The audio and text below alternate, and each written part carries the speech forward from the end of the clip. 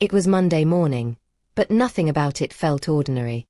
The office hummed with its usual chaos, phones ringing, keyboards clicking, printers whining. But to me, it was as if the world had narrowed to a single figure striding through the lobby. She moved with effortless grace, the kind that makes you forget everything else exists. Every step seemed deliberate, measured, yet natural, like a melody unfolding slowly in a room that had forgotten how to listen. My chest fluttered, and I cursed myself silently for noticing, for letting her presence unsettle me like this. I barely knew her name at first. My boss, I whispered under my breath, a phrase both safe and inadequate, and yet, her eyes found mine, curious, not mocking, not indifferent, just curious. She dropped a casual comment, one that would unknowingly tilt the axis of my quiet, ordered life. "I need help with my dating profile," she said, tossing it out like it was nothing, like it was a sentence you hear every day in passing. I blinked, and for a heartbeat, the room went silent. Me. A single dad buried in spreadsheets, balancing my child's homework and life's practicalities, suddenly chosen for intimacy I hadn't earned or even imagined. And yet, I nodded, a small, awkward movement that somehow carried all the wrong, and right, sentiments. I didn't think. I only knew I couldn't say no. She laughed softly, the kind of laugh that lingers long after it leaves your ears, seeping into the corners of your memory. It wasn't just sound. It was perfume, a fleeting scent that clung invisibly to the hallway as she left. I stayed behind my desk, hands frozen over the keyboard, aware that some invisible thread had attached itself to me.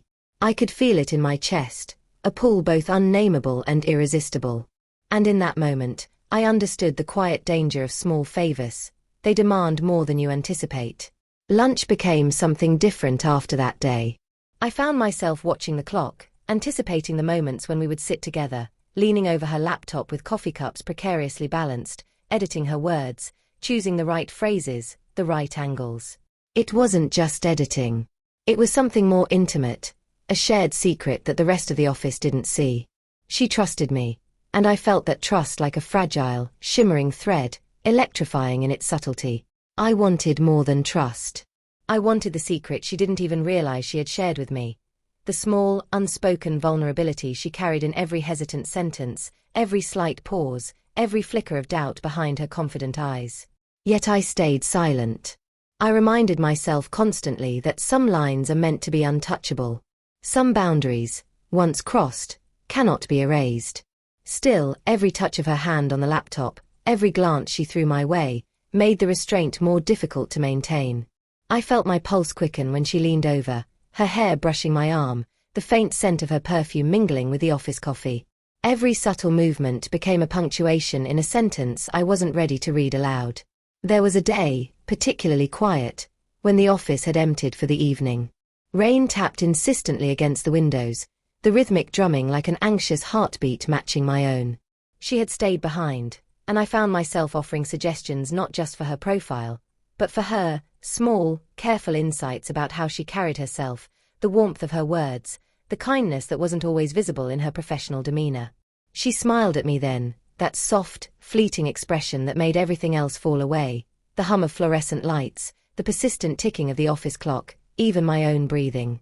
I wanted to tell her then, to confess the impossible, that these moments, these shared silences and whispered jokes over coffee, were changing me. That the pull I felt was not professional, not platonic, but something dangerous, intoxicating, and forbidden. But I didn't. Instead, I typed the word she needed for her profile, my fingers trembling slightly, betraying the secret rhythm of my heart. The rain outside blurred into streaks of silver against the glass, like tears I refused to shed. By the second week, our connection deepened in quiet, almost imperceptible ways. She would pause, looking up at me with questions that weren't really about dating profiles. They were glimpses into her world, her doubts, her fears. And I listened, silently absorbing each syllable, each sigh. I learned the subtle inflections in her laughter, the way her eyes softened when she talked about things she loved, the small crease in her forehead when she wrestled with words. I memorized these things not out of obligation, but because they mattered. Because she mattered. And yet, intimacy coexisted with distance. There were moments when she leaned back, her expression retreating into that professional mask, and I felt the sting of erasure, the quiet reminder that I was allowed only as far as she permitted. Sometimes, the glow of her laptop reflected her face, and I traced that reflection with longing I couldn't speak aloud. It was a cruel kind of beauty, being close enough to see everything, yet not close enough to touch. One evening, as the rain tapped louder against the glass, I caught myself imagining the consequences of crossing a line I hadn't even fully defined. What if the thread between us snapped? What if the trust she had placed in me turned fragile, brittle, and broke? I pushed the thought away, returning to the screen, focusing on the text, the words, the meticulous care she relied upon me to provide. By the time she left that night, a faint mist of rain on the windows, I realized something quietly terrifying. I had begun to care more than I should. My thoughts lingered on her as I walked to my car, imagining her smile, her laugh, the unspoken confidence in her eyes. The office felt empty without her presence, hollow, and yet the world outside seemed heavier too, the night darker, the rain colder, the air thick with anticipation I couldn't name. And in that quiet, reflective moment, I understood a dangerous truth. Some connections, forged in small acts, in quiet collaboration, are powerful enough to change you entirely. Helping her had seemed harmless at first, almost mundane. But now, I felt the pull of something deeper, a tension between trust and desire, between the professional and the personal, between the heart and the mind. I drove home that night under the relentless rain, the windshield blurring everything but her. Every streetlight became a question, every reflection a reminder of the impossible line I was walking. I didn't know where this path would lead, only that I couldn't step away, not yet. Not when a small favor had turned into an unspoken tether, binding me to her in ways I hadn't anticipated, in ways that were already beginning to define my every thought, every heartbeat. And so, the storm outside became a mirror to the storm inside.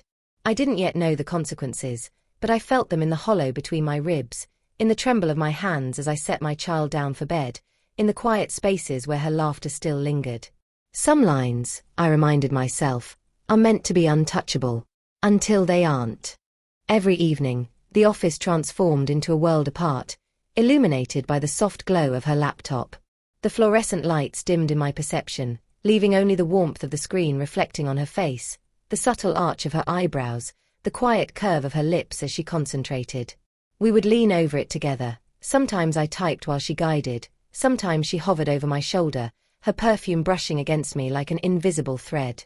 I memorized her gestures instinctively, the way her hair fell across her cheek, the almost imperceptible bite of her lip when she focused, the faint tension in her shoulders when she was unsure of a word. I told myself this was harmless work, a favor. I told myself I was invisible, a shadow in her orbit, unseen and safe. But nothing in her presence was safe. She shared fragments of her world, snippets of her heart she never spoke aloud to anyone else. Failed dates, exes who had vanished like ghosts, the cruelty of people she had trusted. And I listened. I let her words mingle with the quiet ache I carried inside, the unspoken stories of my own heartbreak, my own past of abandonment. Her vulnerability became a mirror, reflecting the cracks in me I thought I had long buried. And sometimes, when she laughed, a soft, tentative sound that barely rose above the hum of the office, it felt like a confession. A moment suspended, just for the two of us, as if the world had narrowed to the space between her smile and my quiet watchfulness. There were shadows too. The line between professional and personal blurred with a gentle, almost imperceptible touch. Her hand brushed mine as we both reached for the mouse. Accidental, or perhaps not. A tremor ran through me, sharp and electric. I told myself to ignore it, to maintain my distance, but I couldn't. Each correction I offered, each compliment typed on her profile, carried a weight beyond words. It was an intimate dance, subtle and unspoken, and I realized, with a knot tightening in my chest, that I was walking a path I could not step back from. Some nights, I would glance at her profile screen and imagine the words were reflections of her soul rather than instructions for online dating. Each carefully crafted sentence, each playful line, seemed to carry pieces of her essence, hidden between letters and punctuation. I felt protective of it, of her, of this fragile trust she had placed in me. When she laughed at a joke I had suggested, something inside me fluttered and ached simultaneously. It was exhilarating and painful, the way proximity could feel both like a warmth and a wound. There were moments of stillness, too, when words were unnecessary. She would lean back in her chair, stretch her fingers across the keyboard, and I would watch quietly, absorbing details I hadn't known I was capable of noticing. The gentle hum of the office air conditioning, the soft patter of rain against the windowpane, the faint smell of her perfume mixing with the coffee in the corner, all of it became a landscape of intimacy I could inhabit only in silence. My heart moved differently in these moments, alert, cautious, but entirely captivated. I remember one night vividly. Rain streaked the windows in long, silver rivulets, painting the office in a cinematic glow. She hesitated over a phrase, her finger tapping the table lightly, and I leaned just slightly closer, suggesting a softer tone. Our shoulders brushed, and I felt a spark so immediate it startled me. She looked up, her gaze lingering on mine for a fraction longer than necessary. I forced myself to glance down at the screen, pretending to focus, but the warmth of her presence had already penetrated too deeply. That brief, shared space, the subtle collision of proximity and restraint, was intoxicating. We began to develop patterns. The coffee cup always to the left of her keyboard, the tilt of her chair when she was thinking, the half-smile she gave when she agreed with a suggestion. I memorized these without realizing it, storing them in quiet corners of my mind. She, I think, noticed my attentiveness, though she never said anything. Sometimes, she would pause, just for a moment, as if measuring the distance between us. And in those pauses, I felt everything, the pull of desire, the weight of longing, the ache of forbidden closeness. Yet intimacy was always tempered with distance. There were boundaries she didn't cross, and I respected them outwardly, even as my chest clenched. She remained untouchable to the world, professional and composed whenever anyone else entered the office. And I, caught in this delicate orbit, was granted only fleeting glimpses of vulnerability. Her trust was a gift, but it was fragile, conditional, and I knew it could shatter at any moment. Every accidental touch, every shared laugh, every stolen glance became a thread I feared would break if I leaned too close. And still, I leaned closer in thought if not in action. I traced the shape of her smile in my mind, the curve of her eyes when she found something amusing, the quiet confidence she exuded when she typed a line just right. These moments became a kind of silent intimacy, unspoken but deeply felt, a tether pulling me in ways I could neither ignore nor control. One evening, as the rain intensified outside, I realized how completely she had come to occupy my thoughts. The storm outside mirrored the storm in my chest, the ache of desire, the thrill of connection, the fear of crossing a line I could not uncross. I closed the laptop slowly, letting the glow fade from her face, and felt the absence like a hollow ache. My pulse thrummed in the quiet office, each beat echoing the tension that stretched between us. She looked up, perhaps sensing my stillness, and gave me a fleeting smile. It was enough to make the world collapse and rebuild at once. By the time she left that night, the office empty and rain blurring the city outside, I knew with quiet certainty that this bond had changed everything. Helping her had begun as a simple task, a small favor, but it had become something far more dangerous. A connection that entwined our hearts, unspoken and unacknowledged, yet impossible to ignore. I told myself that some lines are untouchable, that boundaries exist to protect fragile hearts.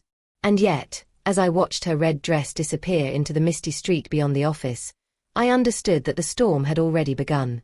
I could feel it in the tension that lingered in my shoulders, in the tremor in my hands, in the quiet ache that refused to fade. Some bonds, I realized, are forged not in declarations, but in quiet shared spaces. The warmth of a screen, the brush of a hand, the unspoken trust of vulnerability. I had been drawn into one of those bonds, and I knew now that the path forward was uncertain. The storm outside whispered promises of longing and tension, of moments that could not be reclaimed. And I, caught between desire and restraint, between presence and distance, understood that the next step, whatever it might be, would define everything. The night ended with the rain softening, the office dim and empty. I remained seated, hands resting lightly on the laptop, replaying each glance, each laugh, each subtle brush of contact. In that quiet space, I understood the dangerous beauty of proximity, the intoxicating ache of shared trust, and the inevitable tension that comes when hearts begin to speak without words. Helping her was no longer just a favor. It was a threshold, and I had already crossed it. I thought I had understood longing, restraint, and the ache of unspoken desire. But I had never been prepared for the first time I saw her with someone else. It was at a client event, a room bathed in golden light, the kind that makes laughter shimmer like fragile glass. I stood against a wall, trying to remain invisible, convincing myself I was here to observe, not to feel. But when she appeared, radiant in a crimson dress, everything I knew about control evaporated. She moved through the room with that same effortless elegance I had watched over her laptop, but now she was performing for the world. A man I did not recognize walked beside her, hand brushing hers lightly, leaning toward her in a rhythm I had once imagined for myself. Her laughter mingled with his, perfectly synchronized, and every note felt like a blade carving directly into my chest. My pulse throbbed in painful sync with hers, yet I was invisible in her orbit, just a shadow of the intimacy we had shared behind office walls. The chandeliers above blurred into prisms of light, and the music of the party became a distant echo. All I could see was her, the subtle brush of her fingers against his arm, the tilt of her head, the sparkle in her eyes. It was not loud, not confrontational, but devastating. Every smile she gave him was a reminder that the trust she had once placed in me, the vulnerability she had offered in quiet spaces, now belonged to someone else, someone who did not know, and did not deserve, the delicacy of what we had shared. I wanted to move toward her, to demand recognition, to reclaim the space we had inhabited. But my voice faltered. Courage crumbled under the weight of helplessness. I could do nothing but watch, rooted in a silent agony. The betrayal was subtle, carved into gestures, in laughter, in the unguarded intimacy I could not touch. To anyone else, it was just a charming interaction. To me, it was the dismantling of everything I had nurtured in quiet care. I found a corner, my back pressed against the wall, pretending to busy myself with a glass of water, though my hands trembled. The rain had begun outside, tapping against the tall windows in irregular rhythms, a soundtrack to the chaos in my chest. Each drop mirrored my pulse, relentless, unyielding, echoing the betrayal I could neither soften nor deny. My reflection shimmered faintly in the glass, a stranger who had loved quietly, trusted blindly, and now felt erased. Even in my corner, I could feel her presence, a gravitational pull I could not resist. The way she leaned toward him, whispered something, laughed softly. It was intimate and public all at once. I had once thought helping her would be harmless, that proximity could remain safe. But now I understood the fragility of that belief. My devotion had no public value. My care was invisible outside the sanctity of our shared screens, our quiet office nights. And seeing her offer herself in such openness to another tore at something deep inside me. Our eyes met across the room, and for a heartbeat, I saw recognition in her gaze. But it wasn't the intimacy I had once known. It was polite, measured, casual, a smile for a colleague, not for the one who had quietly loved her. My heart twisted at the reminder that what had been ours, even in secrecy, now existed only in memory. She had carried herself the same, yet the meaning had shifted entirely. I needed air. I slipped outside into the drizzle, the night mist wrapping around me like a cloak of cold clarity. The streetlights painted long shadows, the rain streaked everything in silver. I pressed my forehead to the glass of the door, letting the chill seep through my coat, trying to feel something other than the hollow ache. And yet, clarity came. This betrayal, sharp as it was, revealed the truth. I had given care without expectation. I had nurtured trust, loved silently, and endured patiently. That alone was strength. The storm outside mirrored the turmoil within. Each drop striking the pavement echoed the pulse of heartbreak that had become a rhythm in my chest. Yet even as my world felt fractured, there was a strange awakening. Love given freely, even unacknowledged, is never wasted. It teaches, shapes, and prepares the heart for what comes next. I understood, for the first time, that the pain was both an ending and an illumination, a way of seeing who I truly was beneath the ache. I returned to the room only briefly, to retrieve a coat I had left behind.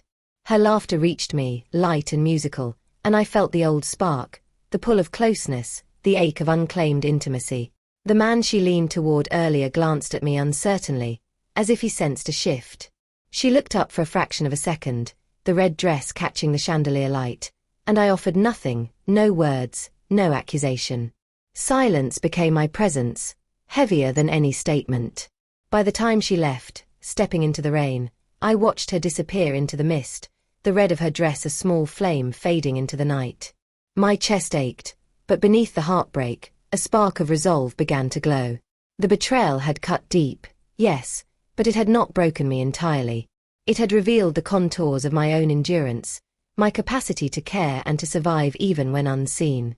Rain continued to drum against the pavement, softening into quiet taps. I walked home, soaked, hollow, yet strangely awakened. The night had stripped everything to its raw essence: trust, longing, and the painful beauty of being invisible to someone you care for most. The world remained unchanged, yet I had changed irrevocably. I had been drawn into a private orbit, and the orbit had been broken, but the lessons remained. I knew now the weight of love, its fragility, and its power to shape who we are. And in that quiet, reflective moment, I understood something crucial. Betrayal does not just wound, it illuminates. It exposes what we value, what we can endure, and what we cannot accept. It reshapes us, whether we want it to or not. The storm outside whispered a promise that my story was far from over. I had loved silently, I had endured, and I had survived. And perhaps, one day, that love would find its way to recognition, not in the eyes of another, but in the reclamation of my own heart. The rain softened into a misty drizzle, the city quiet except for the occasional car passing by. I pressed my palms to my chest, feeling the rhythm of my pulse, each beat echoing the night's lessons. I had been a helper once. I had been a witness. But the night reminded me that I was also the author of my own story, and the next chapters, painful or redemptive, would be mine to write. After the storm of that night, the office felt different. The fluorescent hum, once background noise, now seemed sharper, almost accusatory. I moved through the rows of desks with a strange awareness, my hands brushing over papers and keyboards, each surface a reminder of proximity without permission. She was there, as always, radiant in her red dress, but something had shifted. The air between us held a tension I could almost taste, an unspoken question, a fragile hesitation. It began with a glance. She caught my eye across the room, paused, and for a heartbeat, the world narrowed. It was the look of someone deciding whether to speak a truth too heavy for ordinary conversation. I wanted to retreat, to pretend ignorance, but something deeper, older, compelled me to stay, to meet her halfway. The confessions we hadn't yet voiced, the quiet longing, the trust, the ache of unnoticed devotion, hung between us like fragile glass, ready to shatter with a careless word. Later, she asked me to stay after hours. The office emptied, chairs scraping softly against the polished floor, the city lights casting long shadows across the walls. Rain streaked the windows, painting silver rivers down the glass. I found myself standing too close, drawn by the magnetic pull of a trust we had cultivated in secret. She leaned against the edge of her desk, eyes avoiding mine, fingers tracing the rim of her coffee mug. The air smelled faintly of her perfume, sharp and sweet, and I felt my chest tighten in ways I had never known. I don't know why I asked you to help me, she said softly, voice almost swallowed by the hum of the empty office. There was hesitation in the syllables, a tremor in the quiet space between words. I realized then that she was on the edge of revelation, of confessing something she had held close for far too long. I feel safe with you, she added, almost in a whisper, her eyes flicking up to meet mine briefly before retreating. It was not just gratitude. It was vulnerability, raw and delicate. My throat tightened, and I struggled to breathe, as if my entire chest had been packed with fragile glass waiting to break. I stepped closer, careful, aware of the thin line we were walking. I feel the same, I admitted, voice low, almost reverent. It wasn't merely a reflection of affection. It was truth crystallized through months of quiet observation, of laughter shared over glowing screens, of accidental touches that sparked more than memory. Her eyes widened slightly, a flicker of surprise, and then softened, like sunlight spilling through clouds. She looked down at her hands, clasped together tightly, and I noticed how the light caught the delicate curve of her fingers. I've never told anyone, she said, voice trembling. But I trust you more than I should. I don't know why I feel this way, or why it scares me, but I can't stop thinking about you. Her words fell like rain in my chest, soft but insistent, saturating every nerve with a mixture of wonder and terror. I swallowed, feeling the weight of her confession pressing against my ribs. My own pulse quickened. "You don't have to explain," I whispered, stepping closer still. I needed to hear it. I felt it too, longer than I realized. The silence that followed was profound, broken only by the soft patter of rain outside and the distant hum of the city. It was a silence full of electricity, full of meaning, and full of a promise neither of us dared speak aloud. She looked up then, eyes glistening, lips slightly parted, and for the first time, our proximity was deliberate, unforced. The unspoken had become spoken in glances, in tremors of breath, in the subtle way our bodies leaned closer without touching. The confession had unlocked something fragile yet immense, a truth that had been waiting in the shadows of every shared laugh, every careful correction on her profile, every accidental brush of hands. "I was afraid," she admitted finally, voice low and vulnerable. "Afraid I'd let someone in and lose control. Afraid I'd let someone see me and it would all fall apart." I reached for her hand, not boldly, not recklessly, but gently, reverently, and she let me, trembling slightly beneath my touch. The contact was minimal, yet it carried the weight of months of shared secrets, unspoken longing, and quiet devotion. Her gaze met mine again, steady now, and I could see the layers of hesitation peeling away, leaving something raw, undeniable. "You've been patient," she said, voice trembling. "You've watched, listened, and you never crossed a line. I don't know how to explain it, but I feel something for you. Something real. Something I can't ignore." I felt a mixture of relief and fear, a tremor of exhilaration running along my spine. Months of silent longing, of watching her vulnerability, of guarding her trust, culminated in this moment. The storm outside raged lightly against the windows, as though the world itself celebrated the confession, each raindrop a pulse echoing the tension in my chest. "Then let's not ignore it," I whispered, voice barely audible over the rain. "Let's see where this goes, carefully, slowly. I don't want to rush. I just want to be here, with you." Tears threatened in her eyes, and she laughed softly, a mixture of relief and disbelief. "I don't know if I deserve someone like you," she said, voice cracking. But I shook my head gently. "We don't have to deserve it. We just have to feel it. And I do. I feel it." The office felt smaller then, intimate, insulated from the world outside. The rain streaking the windows became a curtain, a private stage for confession too heavy for ordinary spaces. We remained close, silent, letting the weight of the moment settle between us. Every heartbeat, every breath, spoke the words we could not yet articulate: trust, longing, vulnerability, and the first fragile pulse of love. As the night drew on, the storm outside softened into a drizzle. We stayed there, quiet but connected, the world reduced to the glow of a laptop screen, the rhythm of our shared breathing, and the electricity of a confession finally spoken. It was not the end, nor even a beginning. It was a hinge, a threshold that would change everything. And I knew, with both fear and exhilaration, that our story was no longer silent. The confession had been made. The bond had deepened.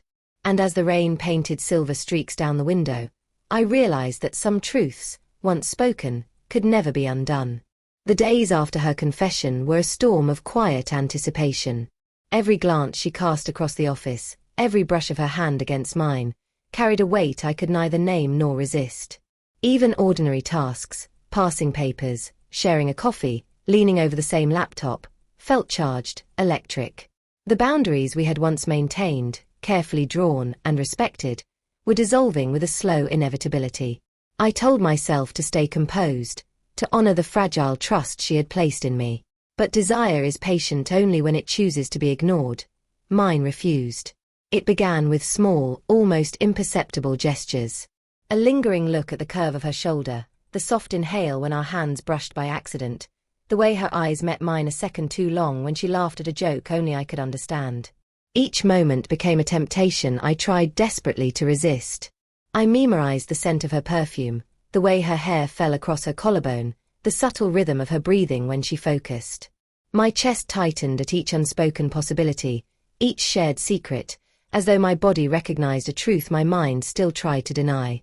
One evening, the office emptied early. The rain had begun to fall again, steady and insistent, painting the windows with streaks of silver. We remained behind, pretending to review documents, but the air between us hummed with a tension impossible to ignore. She leaned over the laptop, closer than necessary, and I felt her warmth brush against me, the fragrance of her skin intoxicating. I swallowed, aware of the tremor in my hands. This was no longer merely professional. It was intimate, dangerous, and utterly irresistible. "You don't have to stay late every night for me," I murmured, voice low, almost afraid it would betray the longing I could not suppress. She glanced up, those eyes that had once confided her fears now alight with curiosity and something deeper. "I want to," she replied softly, voice barely above the patter of rain. "I like being here with you." Her words were a spark that ignited the air around us, subtle but explosive. I could feel the tension coil in my chest, a silent promise of what could happen if either of us leaned too far. We worked side by side, shoulders nearly touching, breaths brushing, every accidental contact a temptation and a test. I caught the tremor in her fingers when she scrolled through the screen, the quick inhale she took when our hands met over a keyboard shortcut. Each movement became a language of its own, unspoken, deliberate, full of risk. The storm outside mirrored the one building between us, each drop of rain striking the window a heartbeat echoing the rhythm of unacknowledged desire. At one point, she reached for a document across my desk.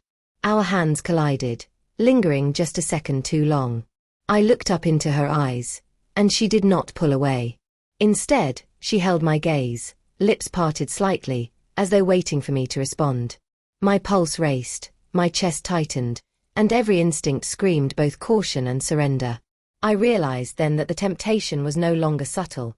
It had become undeniable, a force neither of us could escape. "I'm not sure I should be feeling this," she whispered, voice trembling, yet steady enough to convey the honesty I had come to crave. "It feels wrong, and yet it's impossible to ignore." My own voice caught in my throat, heavy with the weight of months of longing. "Sometimes the heart doesn't care about right or wrong," I replied softly. "It just feels. And mine has felt you for longer than I realized." Her laugh, soft and almost breathless, filled the room like a fragile melody. She leaned closer, deliberately, though we both pretended it was for the papers sprawled across the desk. The warmth of her body, the subtle scent of her perfume, the tremor in her hands, it all became a language of temptation, coaxing me toward a line I both feared and desired to cross.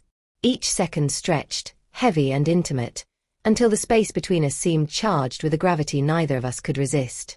The storm outside grew heavier, and the rain lashed against the windows in a relentless rhythm. I felt as if the world itself conspired with our hearts, pressing us into this suspended moment where nothing existed except proximity, touch, and the quiet electricity of desire. She glanced at me, lips curved in a hesitant smile, and my pulse surged. There was a question in her eyes, daring me, inviting me, warning me, all at once. I took a careful step closer, conscious of every inch, every tremor, every unspoken word. She did not move back. Instead, she tilted her head slightly, letting our closeness linger. The room felt smaller, isolated from everything else. The hum of fluorescent lights, the soft tapping of rain, the distant city sounds, vanishing into the gravity between us. I could feel her breath, the warmth of her shoulder against mine, the subtle pressure of a heartbeat synchronized with mine. Then, as if acknowledging the inevitability, she whispered my name, a fragile, deliberate sound that sent shivers through my spine. The tension, the temptation, the months of hidden longing, all coalesced into a moment of quiet revelation. I reached for her hand, not boldly, not recklessly, but reverently, and she let me. Our fingers intertwined, delicate and tentative, a confession without words, a surrender without surrendering. The rain softened outside, the storm easing into a gentle drizzle. We remained close, silent, letting the charged space between us speak everything we could not yet say aloud. Each heartbeat, each breath, each tremor of hand against hand was a promise of possibility, a threshold of temptation neither of us dared cross entirely, yet. By the time we finally parted, the office empty and wet streets reflecting the city lights, I understood the depth of the bond we had cultivated, and the danger of the desire it had awakened. The temptation was no longer subtle. It was an undeniable force, a gravity pulling us towards something beautiful, fragile, and potentially devastating.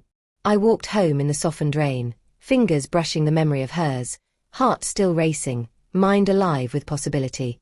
The storm had passed, but the electricity remained, a tension poised on the edge of confession and surrender.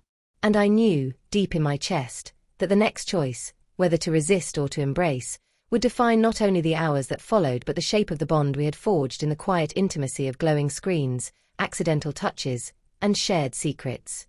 Temptation had arrived, and neither of us would remain untouched. The days after that night were a blur of stolen glances and restrained longing. Every time she entered the office, my chest tightened as if gravity had shifted, pulling me toward her with relentless insistence.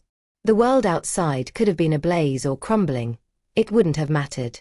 All I felt was the magnetic pull of her presence, the subtle ache in my hands from absence, the longing that had become unbearable in its quiet intensity. And yet, there was fear. Fear of losing her trust, fear of crossing a line that could shatter everything we had quietly built. Every day, I wrestled with the conflict inside me, the desire that pulsed in my veins, the tenderness I wanted to offer, and the caution that reminded me she was fragile, delicate, yet untouchable in ways the world didn't understand. I wanted to be everything for her without overwhelming her, to speak without forcing her to listen, to reach without frightening her away. She noticed, of course. Her eyes held a curiosity now, a silent question that I dared not answer too fully.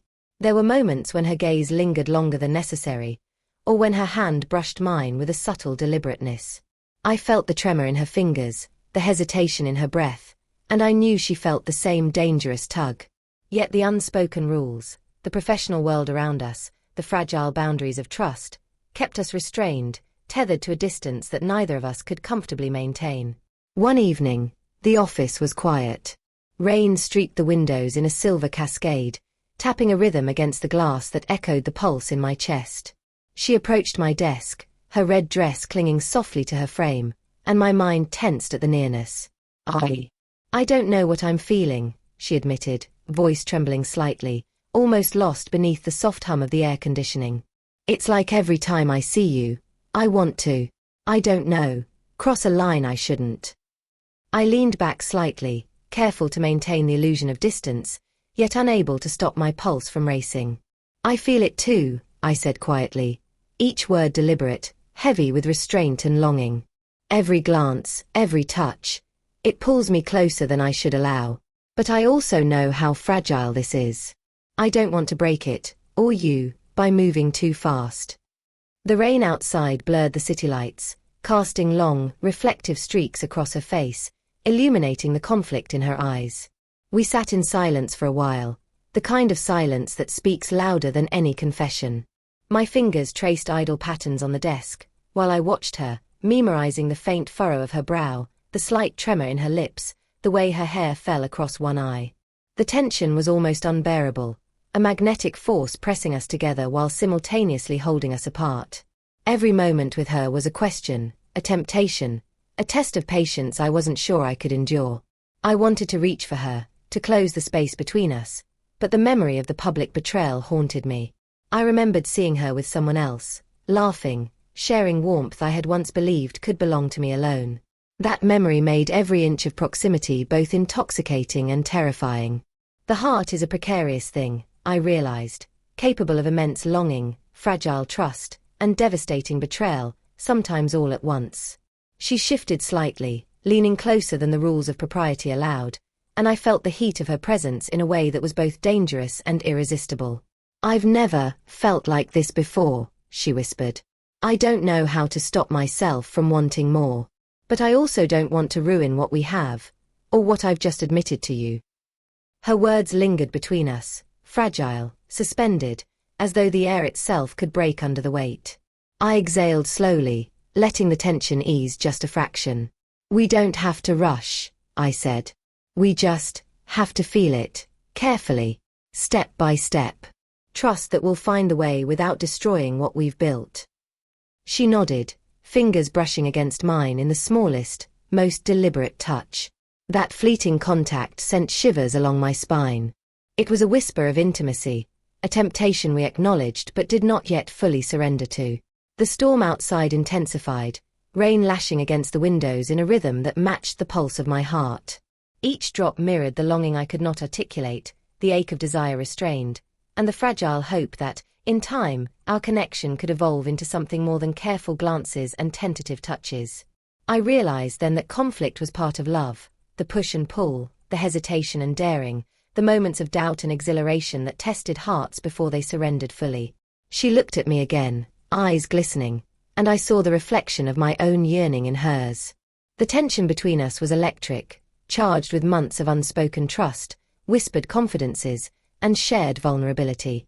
And yet, it was tempered by caution, by fear, by the fragile understanding that love unguarded can break the strongest bonds.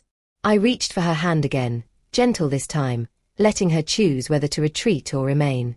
She held it. That small gesture, seemingly insignificant to the world, carried the weight of all our shared moments. The office became a private universe, insulated from judgment, full of possibility, longing, and restraint.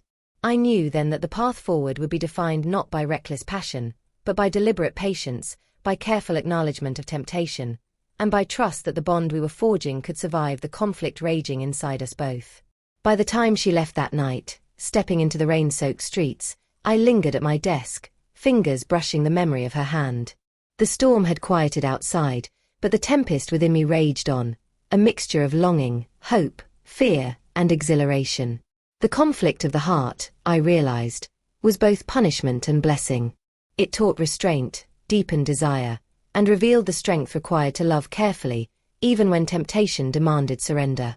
I walked home slowly, rain-slick streets reflecting the city lights like shards of broken glass. Every step reminded me that love, when tested by temptation, is most beautiful in its restraint, and most profound in its tension. And though my heart was conflicted, I felt a quiet certainty. The bond we shared, fragile and electric, would survive the storm, and in time, lead us towards something neither of us could yet fully imagine. The office felt heavy that morning, as if the air itself was aware of what was coming.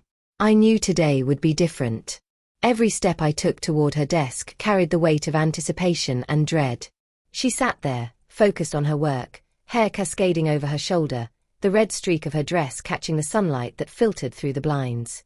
I could feel my pulse hammering in my chest, the quiet tension between us now unbearable, like a storm poised to break. It began with a glance, subtle, deliberate. She looked up, eyes meeting mine, and I felt the full weight of unspoken words pressing against my ribs. I wanted to speak, to confess everything, every longing, every ache, every moment of restraint, but the words lodged in my throat. The air between us vibrated with unspoken truth, a gravity neither of us could resist or ignore. Then it happened. A client called unexpectedly, and the room outside our sanctuary filled with noise, chatter, and footsteps. She straightened, professionalism snapping into place, the warmth and intimacy of our previous nights vanishing like smoke. I felt the sharp edge of absence, the hollow ache of invisibility that had haunted me before, return tenfold. She smiled politely at the client, laughing at a joke I didn't hear, and my chest twisted painfully. That moment, brief, public, casual, felt like a betrayal, even though it was not meant to be. After the client left, the office emptied again, leaving only the echo of our shared silence. I approached her cautiously, heart thrumming like a drum. "We need to talk," I said quietly, unsure if the words were too heavy, too sudden. She looked up, startled, eyes wide, and nodded. We moved to a quiet corner, away from the glare of monitors and the hum of the fluorescent lights, the space between us now charged with the weight of truth. "I can't keep pretending," I confessed, voice low, trembling despite my attempt at composure. "Every glance, every touch, every moment we've shared, it's been unbearable not to say it out loud. I need you to know what I feel." Her eyes softened, lips parting slightly, and I felt the fragile tension between us shift. She didn't speak immediately. She simply let me continue, listening with a focus that made the world outside vanish. "I've loved you quietly, patiently, for months," I said, words tumbling out with the force of suppressed emotion. "I've guarded your trust, watched over you in ways you might not even realize. And now, I can't do it anymore. I can't pretend my heart doesn't ache for you every time you're near. My voice cracked on the last words, raw and unpolished, but filled with undeniable truth. Her breath hitched. I saw the tremor in her fingers, the quick intake of breath that betrayed the storm inside her. I didn't know, she whispered, voice trembling. I thought you were just being kind. I didn't know you felt this strongly. The confession hung between us like a fragile crystal, ready to shatter or illuminate everything. We stood there, silent for a long moment, letting the weight of revelation settle. Outside, the wind picked up, rattling the windows, the sound a perfect mirror of the turmoil within me. I could see the reflection of my own longing in her eyes, a mixture of fear, hope, and desire. It was a reflection I had been waiting for, one that confirmed the truth I had carried alone for too long. I feel the same, she admitted finally, voice breaking, soft but deliberate. I've been trying to deny it, trying to keep control. But every time you're near, every time we touch hands or glance at the same screen, it's impossible. I can't stop thinking about you. Her words were both confession and surrender, a delicate offering that made my chest ache with relief and anticipation. We drew closer, the space between us shrinking, hearts racing in unison. I reached for her hand, and this time, there was no hesitation. Her fingers intertwined with mine, warm and trembling, a tangible confirmation of the emotions we had carried silently. The storm outside intensified, rain lashing against the windows like a chorus of celebration and warning, echoing the tumult in my chest. I don't want to lose this, I murmured, voice soft, reverent. I don't want to ruin what we have, or what we could have. But I also can't hide it anymore. I need you to know, and I need to feel it with you. Her lips curved into a small, vulnerable smile, eyes glistening, and I felt a surge of something indescribable, relief, longing, and a quiet triumph over the months of restraint and uncertainty. The office became our private universe. Every glance, every touch, every heartbeat synchronized in a delicate rhythm that was both thrilling and terrifying. We stood together, the world outside forgotten, hearts laid bare in a quiet reckoning of truth, trust, and desire. The storm outside softened, rain now tapping a gentle rhythm, and I realized that the reckoning wasn't an end, it was a threshold. Everything that came next depended on the choices we made, the trust we nurtured, and the courage to embrace vulnerability. Her forehead rested briefly against mine, a fleeting contact charged with intimacy. I've wanted this, she whispered, breath warm against my skin. I've wanted us. I closed my eyes, letting the weight of that confession settle, feeling the months of longing, restraint, and secret devotion converge into this single, electrifying moment. And in that silence, broken only by the distant city and the soft rain, I understood the truth of our story. Love is not simple, it is not easy. It is messy, fragile, and sometimes terrifying. But it is also undeniable, powerful, and capable of changing the course of lives when finally acknowledged. We stepped back just enough to see each other fully, hands still intertwined, breath synchronized, hearts racing in harmony. The storm had passed outside, leaving the world wet and glimmering, illuminated in silver and gold by the city lights. Inside, we had weathered our own tempest, survived the months of longing and restraint, and arrived at a moment of clarity, confession, and shared vulnerability. The reckoning was complete. And yet, I knew the story was far from over. The choices we made next, the courage to embrace love fully, would define everything. But for the first time in months, I felt a quiet certainty. We were no longer alone in our hearts, no longer bound by silence or restraint. The truth had been spoken, and in its wake, everything else, the fear, the longing, the temptation, could finally find its place. The days that followed felt surreal. The storm had passed, yet the memory of its intensity lingered like an echo in my chest. The office, once a place of quiet tension and hidden longing, now carried a new energy, subtle, unspoken, yet undeniable. Every glance she cast in my direction was no longer tentative or cautious. It was filled with recognition, warmth, and something softer, more intimate. It was a language we had finally learned to speak aloud without words. Our connection, once fragile and precarious, now had weight, depth, and presence. I noticed the small things, the tilt of her head when she listened, the brush of her fingers across my hand as we passed papers, the quiet laughter that followed shared jokes. Every gesture became a testament to trust, patience, and the months of restraint we had endured. The red dress she wore that day seemed less like a weapon of temptation and more like a symbol of her vulnerability, courage, and willingness to meet me halfway in this delicate dance of hearts. One evening, after the office emptied and rain had begun to patter softly against the windows, she lingered at my desk. The light from the city outside cast long shadows across the room, turning everything into shades of silver and gold. She looked at me with a seriousness I had never seen before, yet her eyes glimmered with quiet hope. "I want to do this right," she said softly, fingers tracing the edge of her coffee mug. "I don't want to rush, but I also don't want to wait any longer. I want us to be real." I felt a surge of warmth, a quiet elation that settled deep in my chest. "Then let's be careful, but honest," I said, voice low, reverent. "Step by step, together. We've survived so much waiting, restraint, and tension. We can navigate this, but only if we do it consciously, fully aware of what we're building." Her smile was small, hesitant, yet luminous, like sunlight breaking through a cloudy sky. We spent that evening talking, sharing fragments of our pasts that had remained hidden, revealing the fears, insecurities, and longings that had shaped us. She spoke of failed relationships, heartbreak, and the loneliness that had made her wary of trust. I shared my own story, the quiet struggles of single parenthood, the nights of self-doubt, and the yearning for connection that felt genuine. The exchange was tender, raw, and healing, the kind of conversation that leaves an imprint on the soul long after words are spoken. At one point, she reached across the desk, letting our hands touch, fingers entwining naturally. The gesture, simple yet deliberate, carried the weight of all the months of unspoken devotion. "I trust you," she whispered, voice trembling. "Not just with my secrets, but with my heart. And I want to keep trusting you, every day." I swallowed the lump in my throat, feeling the enormity of her words settle over me. "I will," I replied simply. "Every day, in every way, I will honor that trust." The storm outside softened into a gentle drizzle, the city lights shimmering through the rain like scattered jewels. I realized then that our story was no longer about longing or temptation.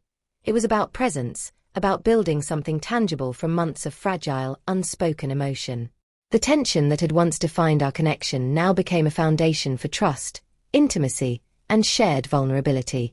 We spent the next few weeks navigating this new chapter carefully, deliberately, savoring each moment of closeness without rushing into recklessness.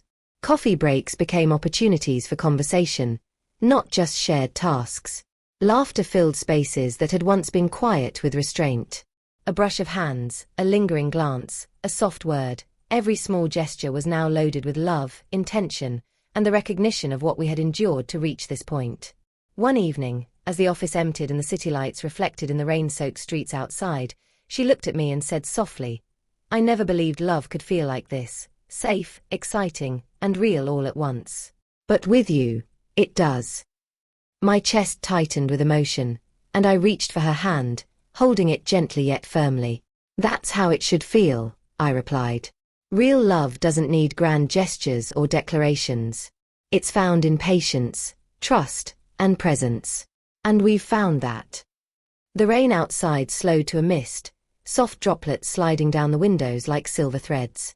We stayed close, fingers intertwined, breath synchronized, hearts aligned. The world outside existed but did not matter. All that mattered was this moment, the culmination of months of quiet longing, temptation, restraint, and finally, recognition. I watched her closely, memorizing the subtle movements, the glimmer in her eyes, the way her lips curved into a soft smile. These small details were now imprinted into my heart, symbols of the love we had nurtured in secrecy and now claimed openly. Every gesture, every glance, every word became part of a tapestry we were weaving together, a tapestry of patience, trust, and enduring desire. By the time we left the office that night, the rain had ceased, leaving the streets glistening and the city alive with soft light. Walking side by side, hands brushing occasionally, I felt the weight of the journey behind us and the promise of the journey ahead. We had survived temptation, betrayal, and fear. We had confessed, reconciled, and chosen to embrace love fully, cautiously, and deliberately. For the first time in months, my heart felt both steady and exhilarated. We had reached resolution, not a perfect resolution, but one rich with honesty, trust, and the quiet joy of shared connection. And as we stepped into the misty night, I realized that love, when nurtured patiently and honored faithfully, could weather any storm, bridge any distance, and illuminate even the darkest moments of longing. We had been tested, tempted, and tried. And now, finally, we were together, fully, openly, and beautifully.